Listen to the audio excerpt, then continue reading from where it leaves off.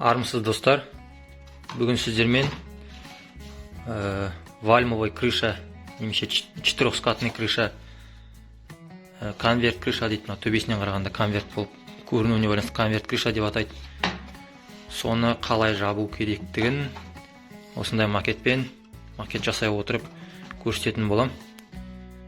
Бұны шығару үшін жалпы бізде мектепте өткен Пифагор, Фалес, синус, косинустар көмектесетін болады. Соны сіздерге түсіндіріп беретін болам. Сонымен вальмовый немесе конверт қылып төбені жабу үшін бірінші үйдің өлшемдеріне, менің жағдайымда 36-20 см. Қанша карниз шығарамыз, соны қосып аламыз. Менде 3 см, 3 см-ден жан-жағына қостым. Сонда жалпы өлшемі 42-де 26 болды. Осыдан жалпы ұзындығынан 42-ден жалпы енін азайтып тастасам, менде конектің ұзындығы шығады. Конек деген мына шатырдың ең үстіндегі мынау бөлігі. Сол конектің ұзындығы шығады, менде ол 16 см шықты. Егер жалпы ұзындықтан осы енін азайтып, конектің ұзындығын осылай шығармасақ, онда үйдің ұзындық жағынан қарағанда және ені жағынан, мына ұзындық жағынан қарағанда, ені жағынан қарағандағы шатырдың бұрыштары әртүрлі болып кетеді, әдемі болмай қалады. Міне, мына бұрыш пен мына бұрыш ұзындық жағынан қарағанда, мынау ені жағынан қарағанда екеуі тең болғаны дұрыс. Осыдан кейін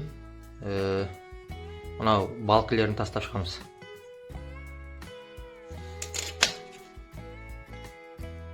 Балкілердің ара қашықтығын сіз өзіңіз шешім қабылдайсыз. Ол жаңағы төбені жапқан кезде жылу оқшаулағыш немесе теплоизоляция дейміз ғой. Соның өлшемдеріне байланысты болуы мүмкін. Мысалға, мен плитаның ені 60 см болатын болса, сіз сол 60 немесе 59 тығыз орналасу үшін етіп қабылдайсыз. Ал менің жағдайымда мен қазір кішкене оңайырақ болу үшін, теңдей бөлу үшін 4 см-ден қабылдадым.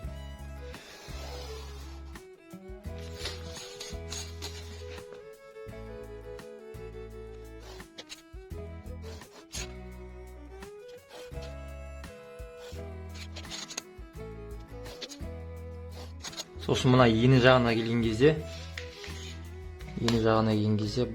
балканы мына жерге дейін тастайсыз былай. Мына ең шеті квадрат болу керек, мынамен нара тең болу керек. Менің жағдайымда 5-5 болып тұр.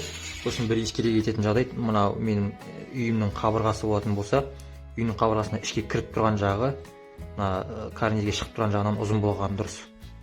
Мына ұзын болу керек. Менің жағдайымда қысқа болып қалды, бірақ енді сіздерге түсіндіру үшін ғана бұл. Негізі ұзын қылып аласыздар.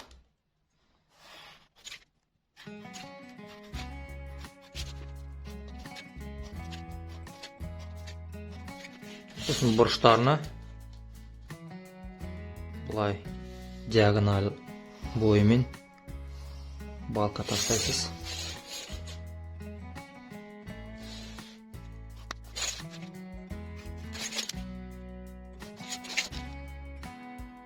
Осыдан кейін мына шатырдың қанша градусқа құлап тұратынын, яғни мына уклонды анықтау керек. Оны өзіңіз қабылдайсыз, немесе интернеттен оптимальный уклон для вальмовой крыши деп іздесеңіз, сізге белгілі бір градустарды ұсынады, 20 мен 45 градус аралығында. Мен қазір 45 градус деп қабылдадым. Бұны анықтағаннан кейін бізге биіктігін анықтау керек болады, шатырдың биіктігін. Осы бұрыш арқылы анықтаймыз. Ол үшін мектепте өткен жаңағы геометрияда өткен тангенс, синус дегендерді пайдаланамыз. Мына жағдайда тангенсті пайдаланамыз. Мына біздің бұрышқа қарсы жатқан мына H шатырдың биіктігін 13-ке бөлсек, H бөлінген 13, мынау жаңағы енінің жартысы біз ең басында қабылдап алған ұзындық, жалпы мына конектан қалған жағы мынау. H-ты 13-ке бөлемізді, ол бізде тең болады тангенс 45-ке. Ал тангенс 45 калькуляторға жазсаңыз, ол 1 деген сан шығады. Енді осы жерден H-ты шатырдың биіктігін табу үшін 13-ті 1-ге көбейтсеңіз 13 сантиметр. Шатырдың биіктігі де 13 сантиметр болып шықты. Осы жерден бізде мынау көлденеңнен жатқан стропилалар дейміз ғой. Осы стропилаларды тауып алсақ болады. Оны екі жағдайда табуға болады. Біреуінде мынау X деп қойсақ, бізде H бар 13 сантиметр. Сол 13 сантиметрді H-ты X-ке бөлсек, қарсы жатқан катетті гипотенузаға деген X-ке бөлсек, онда бізде синус 45 деген шығады. Осыдан X-ті табу үшін 13-ті синус 45-ті калькуляторға жазамыз. Қанша шығады? Бөлсек, сан шығады. Екінші жолы X тең болады түбір астында Пифагор теоремасы арқылы 13-тің квадраты қосылған 13-тің квадраты тең 18-де 38 сантиметр. 18-де 38 сантиметр, екеуінде бірдей шығады. Биіктігін тауып алғаннан кейін сол биіктікпен конекті орналастырамыз. Сіздердің жағдайларыңызда мына екі нүктеге стойка қоясыздар, осылайынан. Үстіне сосын конекті қоясыздар. Ал мен қазір қағаздан жасап жатқаннан кейін мынадай қылып жасадым. Мына стойка, мына конект қылып елестетесіздер, ал мынау уақытша тірейтін ағаштар деп елестетсеңіздер болады. Осыны осы жерге қазір мен бекітем.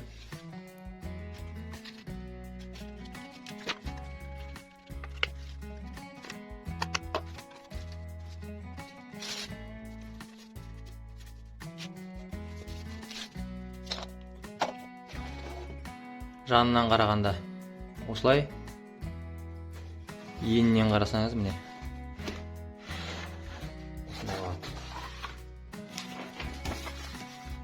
Мынау жанынан қарағанда, ені жағынан қарағанда. Біз енді тауып алдық. Мына стропиланың ұзындығын тауып алдық қой. Соны мен қазір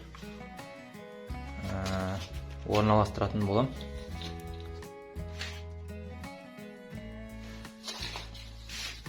Мен алдын ала мынадай қылып дайындадым стропилалардың орнына. Қазір сіздерге бір-екеуін дайындап көрсетем.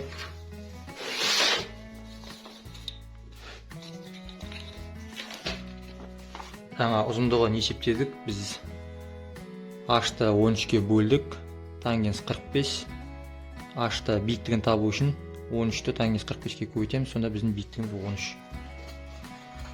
Одан таптық біз мына стропиланың ұзындығын X-ті Пифагор арқылы, болмаса синус арқылы табамыз. Сонда бізде 18-де 38 шықты. 18-де 38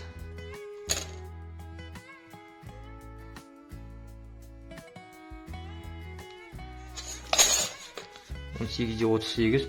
Сосын бізде үш бұрышта мына жер 90, мына жер 45 болғаннан кейін үшінші жағы да 45 болады. Себебі ішкі бұрыштарын қосынса 180 болу керек.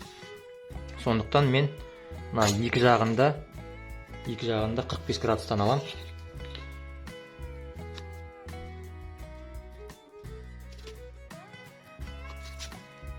Болмаса транспортирсіз шығаратын болсаңыздар, мына 2,5, былай қарай да 2,5 аласыз. Менде мына енін мына жағына қарай көшіресіз.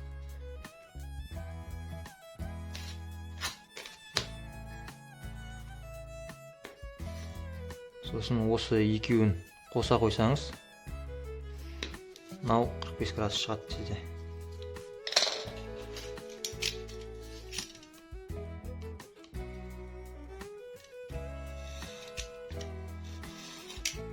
Міне дайын біздің стропиламыз.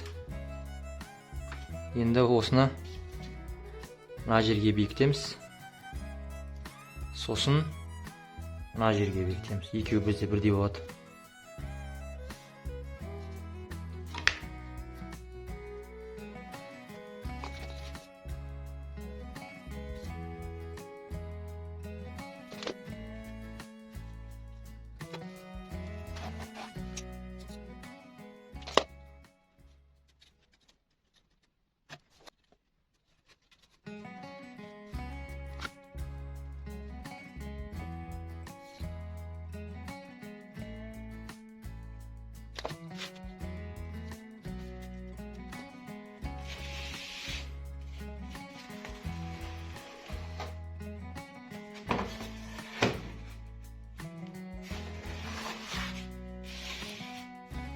қазір мына ортаңғыларын орнатacağım. Содан кейін мына бұрышындағы стропилаларды қалай есептейтінімізді көрсетемін.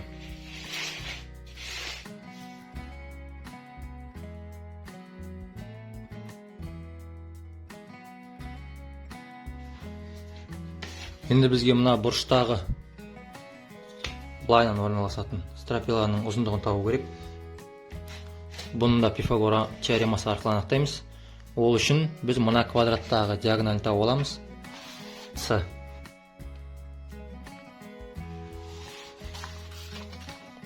С-ны табамыз біз мына квадратта мына ұзындық пен мына ұзындықтың 13 екенін білеміз біз. Себебі менде иіні 26 еді. Соның жартысы 13, соның жартысын біз былай қарай көшіргенбіз ең басында конекті анықтаған кезде. Енді осы жерден түбір астында 13-тің квадраты қосылған 13-тің квадраты тең болады. Калькулятормен есептейміз. 18-де 38 деген сантиметр ұзындық шықты. Болмаса, оны бірден рулеткамен, метрмен өлшесеңіз де болады. 18-де 38 жобамен келеді. Осыдан кейін мына стропиланың ұзындығын табу үшін тағы да сол стропиланың ұзындығы, мен оны B деп белгілейін, тең болады түбір астында. Бұл жағдайда енді бізде мынау үйдің шатырының биіктігі қосылған мынау диагональ. Екеуін түбір астында квадраттап қосатын болсам, шатырдың биіктігі менде 13 квадрат қосылған жаңағы тапқан диагоналіміз мына 18-де 38-дің квадраты. Сонда менде шамамен шығады 22,5 сантиметр.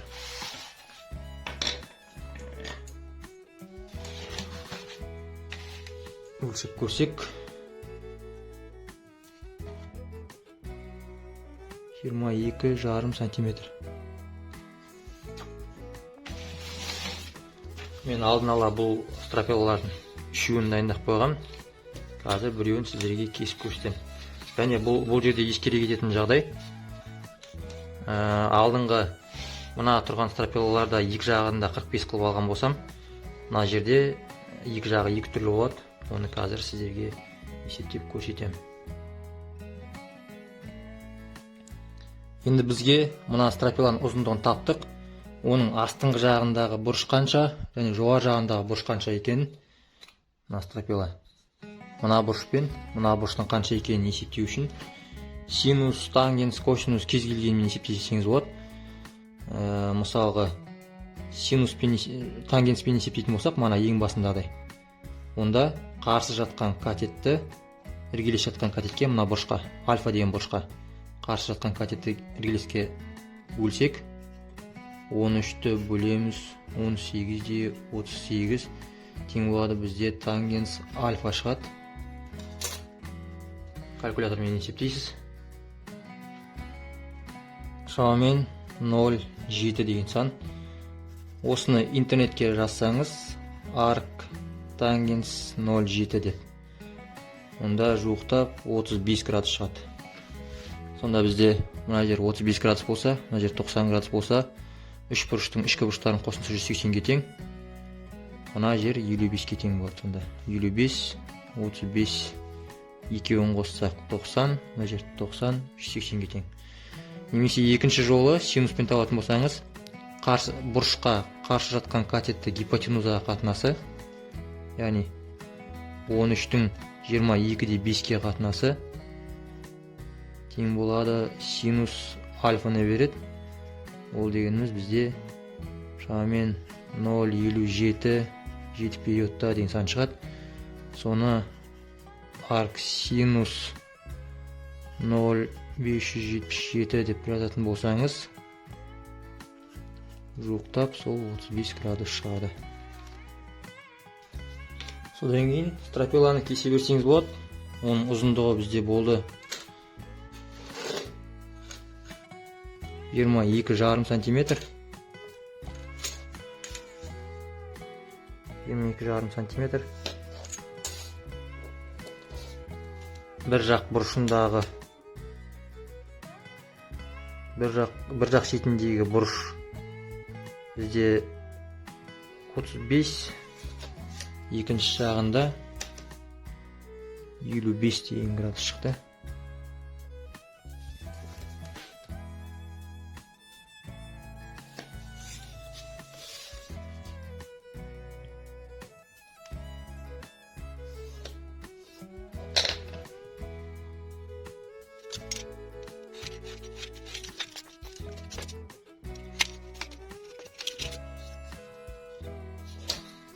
Осындай 4 стропила дайын.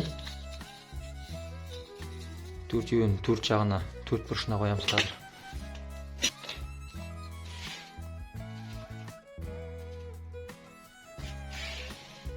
Дәл орнына осылай келе қояды.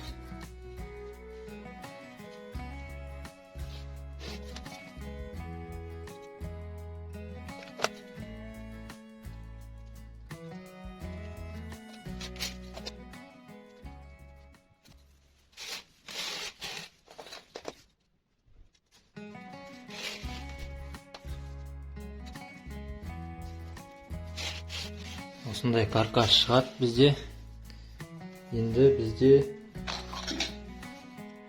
мынау жердегі кішкентай бөліктерді қою керек болады. Оны қалай есептеу керек екенін қазір түсіндіремін. Қазір бізде мына жерде мынадай үш бұрыш бар. Бір қабырғасы 18-38, бір қабырғасы 13 деген. Сол үш бұрышты сызам. Мына жағы 18-38, мына жер 13. Сосын осы үш бұрыштың ішінде енді бізде кішкентай үш бұрыштар шығайын деп тұр тағы да. Бұлай. Міне бір кішкентай үш бұрыш, екінші кішкентай үш бұрыш. Бұны Фалес теоремасы дейді, немесе ұқсас үш бұрыштар теоремасы дейді. Егер мына үш бұрыштың бұрыштары бірдей болатын болса, онда мына үлкен үш бұрыштағы 18-38-дің, мына үлкен катеттің мына катетке қатынасы 13 деген. Біздің мына кішкентай үш бұрыштың өзара катеттерінің қатынасына тең болады. X деп белгілейін. X-тің мына жерде менде 4 денеді ғой арасы. Мына жер 4, бірақ ең соңғысы менде 5 қалған болатын. Сондықтан менде мына жер, мына аралық 9, 9-ға қатынасы. Мына жерден қарапайым пропорция арқылы тапсаңыз болады. 18-38-ді 9-ға көбейтесте 13-ке бөліп жібересіз. Сосын келесісі Y деп белгілейін. Дәл солай Y тең болады 18-38-ді бұл жерде мен 5-ке көбейтем, 13-ке бөлем. Калькулятормен есептейсіз, жауаптарын жазасыз. 12-де 72 деген және 7 деген ұзындықта шықты, 7 сантиметрден. Енді осын санайым. 12-де 72-ден маған 8 керек. Әрбір бұрышқа екеуден 7 сантиметрліктен тағы да 8 керек. Оларды да алдын ала дайындап қойғам. Қазір осыларды жасайтын боламын.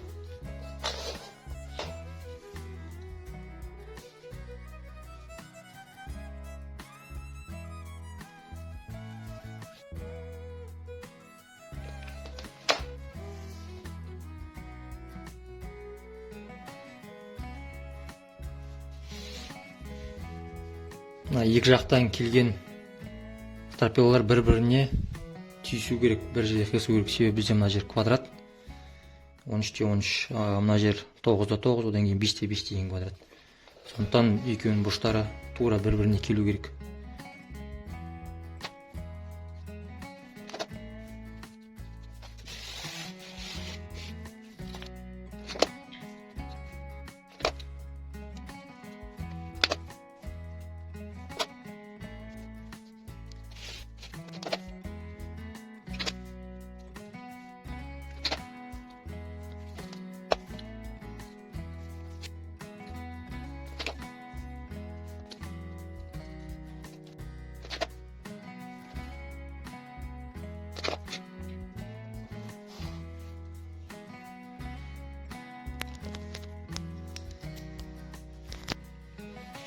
нәтижесінде бізде осындай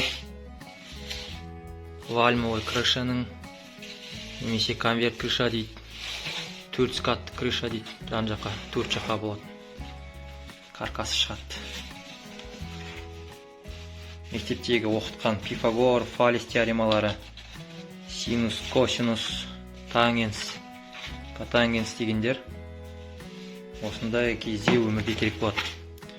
Сондықтан осы видеоны қарап отырған егер мектепте оқып жүрген жастар болатын болса, дұрыстап түсініп оқып алуға кеңес беремін. Лайк басыңыздар, комментарий жазыңыздар, пікір қалдырыңыздар. Сұрақтарыңыз болса қойыңыздар. Назарларыңызға рахмет.